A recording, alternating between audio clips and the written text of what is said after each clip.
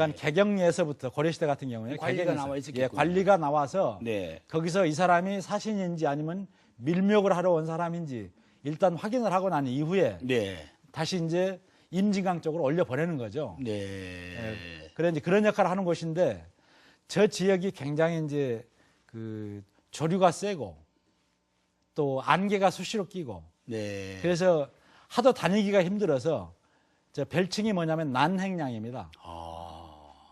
예, 다니기가 어렵다 그래서 어려울 난자 써가지고 네. 난행량이라고 하거든요. 저 해역을. 그만큼 이제 굉장히 어려웠고 그다음에 하도 침몰이 많이 되니까 고려시대에 네. 저기에 이제 그럼 운하를 파보자.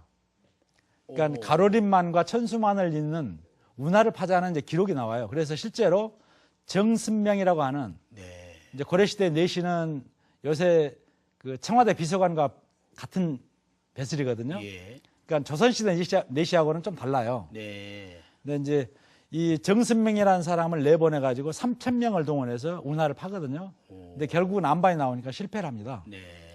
그래서 이제 이 조선시대 넘어와서도 이 태조 때, 그 다음에 태종 때 하도 침몰이 많이 되니까 예. 심한 경우는 한 번에 경상도나 전라도에서 이제 이 곡물들을 싣고 올라오다가 뭐 60척씩 이렇게 저기서 침몰이 돼요. 그러니 정말 국가 재정이 파탄날 지경이 되는 거거든요. 난행량이군요, 정말. 네. 그렇기 때문에 또 한 번 파자 해가지고 조선시대에도 이제 여러 차례 시도를 합니다. 예. 근데 결국은 성공을 못 해요. 유일하게 성공한 게 지금 안면도잖아요. 예. 안면도가 원래는 그게 섬 아닙니다. 아, 그렇습니까? 네. 조선 후기에 운하를 팠군요. 예, 운하를 파가지고 안면도는 운하를 파서 성공을 했습니다. 아, 어째 바다가 짧더라, 제가 보니까. 그래서 이 절벽처럼 이렇게 돼 있죠, 그 예, 다리가. 마도 해역을 소위 남파선의 공동묘지라고 할 수가 있고 예. 또 바닷속 경주라고 할 수 있는 그런 아주 중요한 지역입니다. 근데 출발지가 여수인 건 어떻게 저기 사적이 나옵니까? 마도 3호선 같은 경우에는 예. 여수현이라고 나옵니다.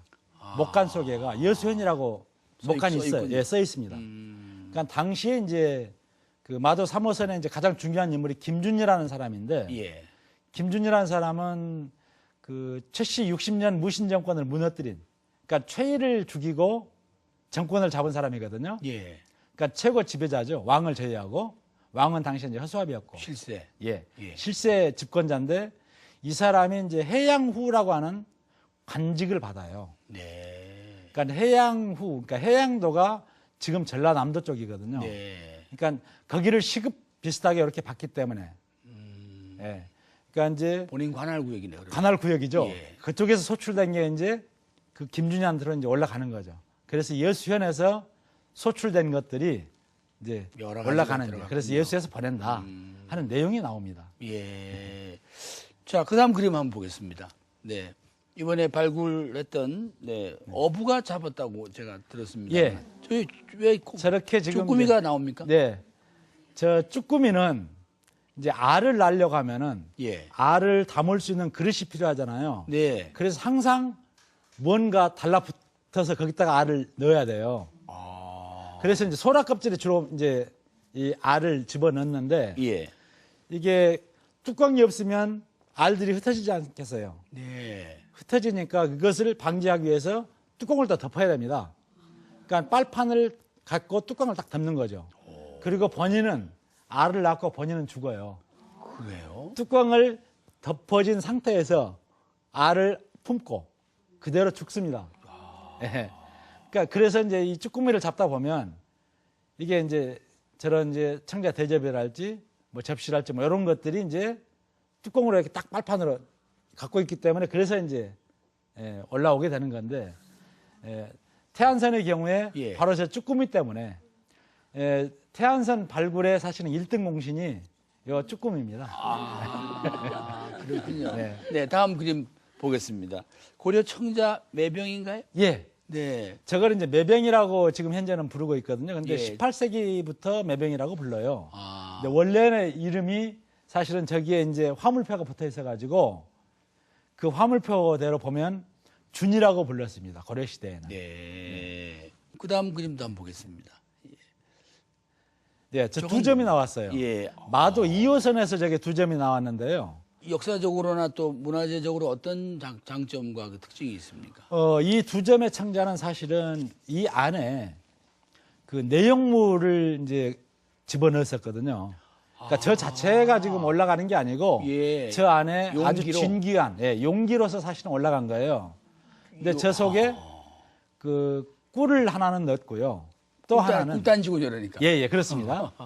그러니까 꿀도 네. 그 이제 벌집체에 있는 것은 복밀이라고 하고 예. 그다음에 이 걸르잖아요. 걸르게 되면 그걸 이제 정밀 또는 청밀이라고 부릅니다. 네. 근데 요건 이제 정밀이에요. 네. 그러니까 걸른 꿀을 저기다 담았고 또 하나에는 참기름을 담았습니다.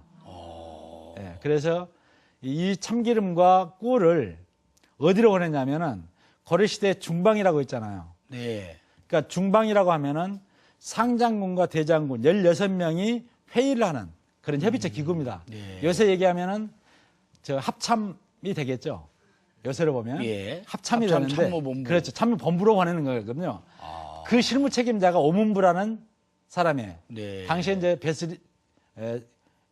계급이 도장교입니다. 네. 그래서 도장교 실무 책임자인 도장교한테로 보내는 예. 이제 그런 이제 단지들입니다. 근데 보시기에 굉장히 그 깨끗하잖아요. 보존 상태도. 특별히 무슨 포장 기술이 있습니까? 그 당시에?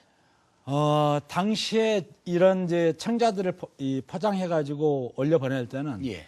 이 부딪히면 깨지잖아요. 예. 그래서 완충제들을 많이 썼습니다. 그 어떤 다음에 걸 썼는가요? 주로 이제 초본류, 그러니까 집이랄지 갈대랄지 이런 것들로 가지고 이제 많이 썼고요. 예. 그 다음에 꾸러미 상태를 많이 썼어요. 네. 그러니까 접시나 대접 이런 경우에는 뭐 50개 또는 뭐 80개 이렇게 해가지고 막대를 이용해서 예. 달걀 꾸러미 있잖아 옛날에 예. 달걀 꾸러미처럼 그런 식으로 옆에 집을 대고 끈으로 또 묶어가지고 그런 식으로 이제 배에다 실어서 올려 예. 보냈습니다. 네, 또 그림 보겠습니다. 지금 발굴하는 모습이군요. 예. 예. 일부를 이제 제초를 하고 일부만 노출된 이제 그런 상태입니다. 예. 지금 굉장히 어려운 예. 작업일 텐데. 예, 그렇습니다. 네. 지금 이제 이렇게 보이는 건 사실은 이거 이제 신안선 모형인데요. 예. 그 신안선 같은 경우는 원양선이잖아요. 중국에서 화물을 싣고 예. 일본으로 가다가 이제 신안 앞바다에서 빠진 배인데 중국 배의 경우에는 포장을 그렇게 하지 않고 네. 이 상자 속에 집어넣습니다. 나무 상자를 이제 사각형 또는 원통형의 나무 상자를 가지고 거기다 이제 이 패킹을 해가지고 예. 다녔거든요. 근데 왜 그러냐면 원양하기를 하면은 이제 파도들도 세고 하다 보니까 아예 상자 속에 집어넣은 거죠. 근데 예. 연안항에